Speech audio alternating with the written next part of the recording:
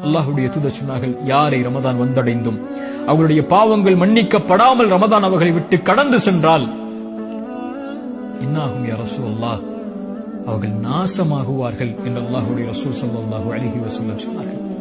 இந்த ரமதான் அல்லாஹ்வுடைய அருளை பெறுவதற்கான மாதம், ரமதான் தொழுகைக்கான மாதம், ரமதான் குர்ஆனுக்கான மாதம், ரமதான் நோன்பிற்கான மாதம். யா பாகியல் கைரி அக்பில், நன்மைகள் விரைபவர்களை முன்னேறுங்கள் என்று அழைப்பு கொடுக்கப்படும்.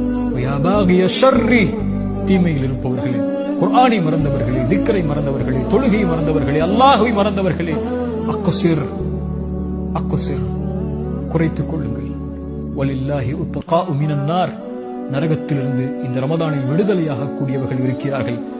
ரசூலுல்லாஹ் சொன்னார்கள், ஒவ்வொரு இரவிலும் சுப்ஹானல்லாஹ் ரமதானை பயன்படுத்துங்கள், கண்ணியத்தோடு ரமதானை கழியுங்கள், அதிகம் அதிகம் நன்மைகளை செய்யுங்கள், அதிகம் அதிகம் வணக்க வழிபாடுகளில், குர்ஆனில், திக்ரில் நன்மைகளை செய்வதில், எந்த நன்மையாக இருந்தாலும் அதை செய்வதற்கு முன்னேறுங்கள்.